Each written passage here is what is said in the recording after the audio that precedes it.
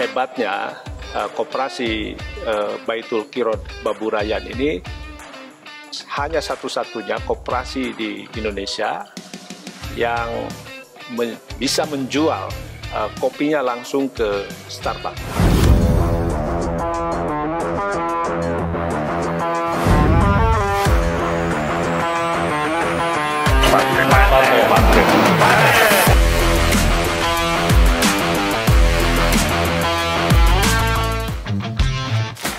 Saya hari ini ada di Takengon, Aceh Tengah, di pusat kopi dunia yang sangat terkenal, yaitu Kopi Gayo.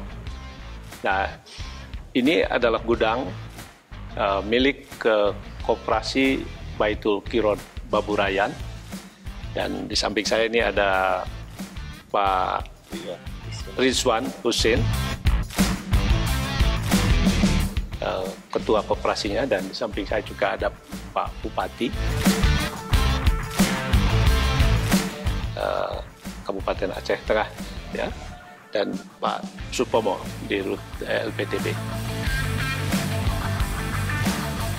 Koperasi Baitul Qirot Baburayan ini, yang saya tahu kan ada 4.300 petani kopi yang sudah gabung di koperasi Baitul Qirot Baburayan ini dari 7.000 yang akan bergabung. Dan hebatnya koperasi Baitul Qirot Baburayan ini hanya satu-satunya koperasi di Indonesia yang bisa menjual kopinya langsung ke Starbucks. Ya. Nah, bisa cerita gimana Pak bisa mengakses ke Starbucks? Baik, terima kasih Pak. Selama ini orang belum tahu bagaimana Kopi Gayo ini sebenarnya. Jadi di kami sendiri di sini, waktu itu harga kopinya sangat tidak jelas. Jadi peluang itu saya tangkap. Organisasi tadi buatlah yang lain dari orang. Artinya jangan jualan biasa. Kita buat Pak, kelompok pertama ada 6 kelompok. Nah, setelah ada kelompok kan harus ada harus ada institusinya. Nah, jadi saya berpikir dengan kawan-kawan, bagaimana caranya nih? Kita buatlah begitu badan hukumnya koperasi. Jadi si Starbucks juga cari kopi, ketemulah dengan kita. Nah, jadi dengan sudah punya sertifikat apa? Kita bilang organik. Kami punya sertifikat kopi praktis khusus untuk saya, mau nggak? Jadi dengan bantuan dari Jember, ya, Jember. Puskoka Jember untuk mendapatkan sertifikasi organiknya. Nah, setelah itu baru terhubung dengan Starbucks. Di dunia, terutama untuk komoditi pangan, mengenai fair trade, ya itu kan menjadi salah satu concern dunia. Jadi kita sudah ada sertifikat fair trade internasional. Jadi fair trade ini rupanya dia hubungkan dengan pembeli di luar negeri. Jadi memang dia mewajibkan kopi itu dari koperasi. Harga kopi umpamanya sekarang 60.000. Jadi dipersyaratkan setelah 60.000 itu ada tambahan namanya sosial premium. Jadi premium itulah yang nanti akan kita gunakan untuk memperkuat kelembagaan kita. Termasuk kita ini membeli tanah, membeli buat pabrik ini semua kita pakai dana itu.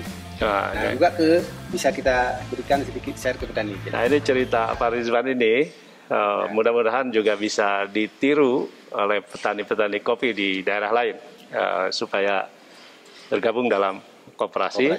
Nah, tadi saya mau tanya Pak Supomo, gimana Pak konsep LPDB memperkuat koperasi kopi ini? Iya, jadi kenapa LPDB mensupport Pak di koperasi ini?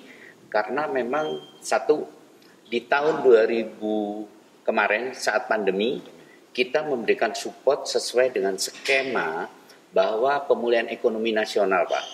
Jadi sesuai konsep Bapak bahwa petani harus dibeli tunai, koperasi sebagai off-taker pertama Pak, sehingga LPDB masuk kepada koperasi untuk membeli kepada petani supaya petani tadi itu tidak diutang Pak.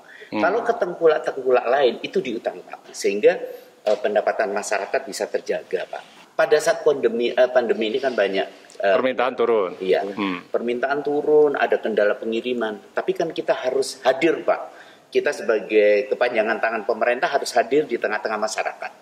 Sehingga LPDB memberikan pembiayaan kepada koperasi ini, skemanya untuk pembayaran koperasi kepada LPDB, skemanya diikutkan, disesuaikan dengan pembayaran pada saat ekspor, Pak, bukan pada saat sebelum ekspor, Pak. Ya, jadi ini optimis ya, kita kembangkan.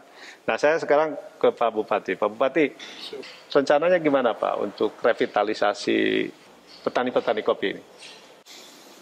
Dari awalnya memang kami berkomitmen, pertama program kami untuk memperluas luas lahan. Ya, memperluas lahan.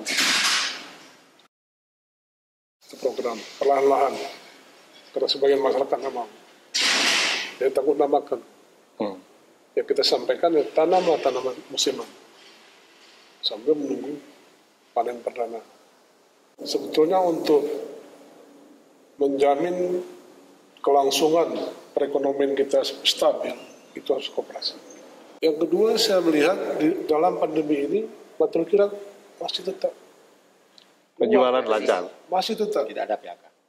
Nah, Pak Rizwan, kira-kira ada pesan apa untuk para petani kopi di Indonesia, Pak, dari pengalaman Baitul Qirot Baburayan ini? Ya, yang pertama saya setuju seperti yang disampaikan oleh Pak Menteri tadi. Petani ini sekarang fokus mengelola kebun kopinya. Jadi dia jangan berpikir pasar. Jadi kalau berpikir pasar, semua orang datang ke petani, akhirnya harga kopi bisa ditekan. Jadi dia fokus ke mengurus tanamannya supaya lebih produktif. Saya kira tadi kita bicara model bisnis kopi yang ideal. Ya, mudah-mudahan ini bisa ditiru oleh daerah-daerah lain sehingga kita bisa menjadi pemain kopi dunia dengan kopi yang bermutu, dan dari kopi ini kemudian kesejahteraan petani menjadi lebih baik. Kopi Gayo memang paten.